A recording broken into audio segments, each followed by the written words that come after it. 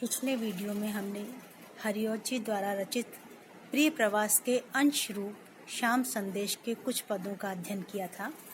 इस अंश में श्री कृष्ण ने उद्धव को गोपियों को साकारोपासना की अपेक्षा निर्गुण का ध्यान करने का संदेश देकर भेजा। श्री कृष्ण ने ब्रजभूमि से दूर हो जाने की अपनी पीड़ा एक सामान्य मनुष्य की तरह प्रकट की। राधा को सांत्वना देते हुए उन्होंने कहा कि यह वियोग ईश्वरीय विधान है जिसमें कोई न कोई हित अवश्य छिपा है। उन्होंने राधा को निजी प्रेम के स्थान पर लोक कल्याण को महत्व देने की प्रेरणा दी तथा आगे वो कहते हैं, भोगों में भी विविध कितनी रंजनी शक्तियां हैं, वे तो भी हैं जगत हित से मुग्धकारी न होते। सच्ची यो है कलुष उनमें, हैं बड़े क्रांतिकारी, पाई जाती लसित इसमें, शांति लोकोत्तरा है। वे कहते हैं कि भोगों में भी विविध कितनी रंजनी शक्तियां हैं, अर्थात सांसारिक सुख भोग की शक्तियां बड़ी मोहक हैं और वे व्यक्ति को अपने आकर्षण में बांध लेती हैं। वे तो भी हैं जगत हित से मुग्धकारी न होते, परंतु फिर भी वे वास्तव में जगत के कल्याण से अधिक मोहक नहीं होती हैं, क्योंकि सच्ची यो हैं कलुष इनमें, हैं बड़े क्रांतिकारी। क्योंकि इनमें सांसारिकता की कलुषता है और इन्हें पूरा करने के प्रयास में केवल क्लांति, केवल थकान ही मिलती है। जबकि यदि सांसारिकता से ऊपर उठकर जगत के कल्याण के विषय में कार्य किया जाए तो उससे मिलने वाला सुख अलौकिक है, उससे अलौकिक शांति की प्राप्ति होती है। कवि कहते हैं, पाई जाती लसित इसमें, शांति लोकोत्तरा है। यह जो जगत कल्याण का कार्य है, इसमें इससे प्राप्त होने वाले सुख और शांति में अलौकिकता है। इस पद में हमें श्री कृष्ण का लोक कल्याणकारी तथा उपदेशक रूप देखने को मिलता है। भाषा में संस्कृत निष्ठता है और सामासिकता दिखाई पड़ती है। श्याम संदेश के अन्य पदों की भांति यह पद भी मंदाक्रांता छंद में लिखा गया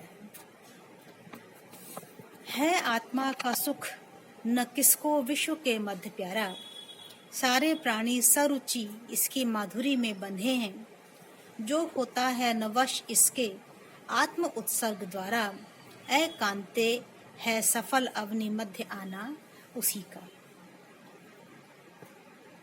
है आत्मा का न सुख किसको विश्व के मध्य प्यारा, अर्थात इस विश्व में आत्मा का सुख अर्थात निजी सुख, अपना सुख किसे प्रिय नहीं है। सारे प्राणी सरुचि इसकी माधुरी में बंधे हैं। सभी प्राणी सरुचि अर्थात स्वेच्छा से सांसारिक सुखों के माधुर्य में बंधे हुए हैं। ये इतने मोहक हैं कि अपने मोह में, अपने आकर्षण में सभी को वशीभूत कर लेते हैं, बांध लेते हैं। जो न होता है वश इसके आत्म उत्सर्ग द्वारा, एकांते है सफल अवनि मध्य आना उसी का। कि जो व्यक्ति अपनी इच्छाओं का त्याग करके, बलिदान करके अपने आप को स्वार्थ के वशीभूत होने से बचा लेता है, हे कांते, इस पृथ्वी पर उसी का आना वास्तव में सफल है। यहाँ भी श्री कृष्ण सरल और स्पष्ट भाषा में संदेश देते हुए दिखाई पड़ते हैं और यहाँ भी उनकी उपदेशात्मक शैली ही ज्ञात हो रही है। जो है भावी परम प्रबला, देव इच्छा प्रधाना, तो होवेगा उचित न दुखी वांछितों हेतु होना। श्रेयकारी सतत दैते सात्विकी कार्य होगा, जो हो स्वार्थोपरत भाव में सर्वभूतोपकारी। जो है भावी परम प्रबला, देव इच्छा प्रधाना। उद्धव कहते हैं कि जो कुछ भी भविष्य में लिखा है, जो कुछ भी भविष्य में होने वाला है, उस सब के पीछे ईश्वर की प्रबल इच्छा निहित है। तो होवेगा उचित न दुखी वांछितों हेतु होना। इसीलिए वांछितों हेतु अर्थात यदि हमारा वियोग हो गया है तो इस वियोग के कारण हमारा दुखी होना उचित नहीं है। श्रेयःकारी सतत दैते सात्विकी कार्य होगा, जो हो स्वार्थोपरत भव में सर्वभूतोपकारी। स्वार्थोपरत भव में अर्थात स्वार्थ में लिप्त इस संसार में सर्वभूतोपकारी, सर्वभूत अर्थात जन सामान्य सभी लोगों के हित के लिए ज्यादा अच्छा यही होगा, श्रेयकारी होगा, कल्याणकारी होगा कि हम सतत अपने प्रयासों से दूसरों को सुख प्रदान करते रहें। हमारा यह सात्विक कार्य होगा, पवित्र कार्य होगा और वही इस संसार के लिए कल्याणकारी कार्य भी होगा। इन पंक्तियों में कवि ने श्री कृष्ण के माध्यम से स्वार्थ से ऊपर उठकर जगत के कल्याण का ध्येय सामने रखने की बात कही है। यह पद भी उपदेशात्मक है तथा इसकी भाषा में सामासिकता और संस्कृत निष्ठता दोनों मिल जाती है। यह छंद मंदाक्रांता छंद में लिखा गया है। भावाकुल होने के कारण यह उपदेशात्मक होने पर भी मधुर लगता है। इसके आगे का अंश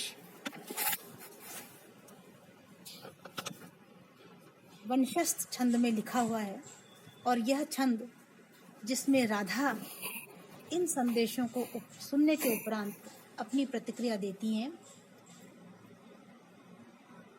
अतीव हो अन्य मना विषादिता, विमोचते वारी दृगारविंद से, समस्त संदेश सुना ब्रजेश का, ब्रजेश्वरी ने उर वज्र सा बना।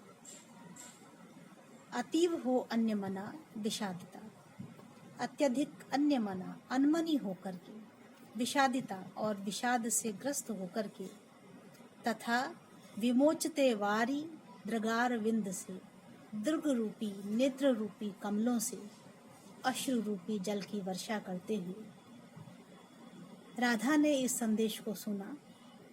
समस्त संदेश सुना ब्रजेश का, ब्रजेश्वरी ने उर वज्र सा बना। ब्रजेश्वरी ब्रज की रानी राधा ने ब्रजेश का, ब्रज के राजा श्री कृष्ण का संदेश वज्र सा बना, उर को, हृदय को वज्र के समान मजबूत करके इस संदेश को सुना। पुनः उन्होंने अति शांत भाव से कभी बहा अश्रु, कभी सधीरता, कही स्वबातें बलवीर बंधु से, दिखा कलत्रोचित चित्त उच्चता। और फिर अत्यंत शांत भाव से उन्होंने अपनी बातें उद्धव से कही। कभी बहा अश्रु, कभी आंसू बहाते हुए, कभी सधीरता, कभी धैर्य धारण करते हुए, कही स्वबातें बलवीर बंधु से, बलवीर बंधु अर्थात उद्धव से धैर्यपूर्वक उन्होंने अपनी बातें कही।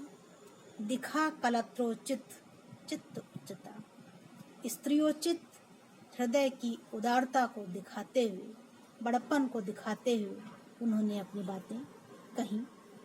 इन दोनों पदों में दृगारविंद शब्द में रूपक अलंकार तथा वज्र सा शब्द में उपमा अलंकार का सौंदर्य देखने को मिलता है। भाषा यहाँ भी संस्कृत तत्संयुक्त है। इस पद में कवि ने वंशस्थ छंद का उपयोग किया है। वंशस्थ भी वार्णिक छंद है जिसके प्रत्येक चरण में 12 वर्ण होते हैं और इसके गण है ज त ज र अर्थात लघु गुरु लघु, गुरु गुरु लघु, लघु गुरु लघु, गुरु लघु गुरु।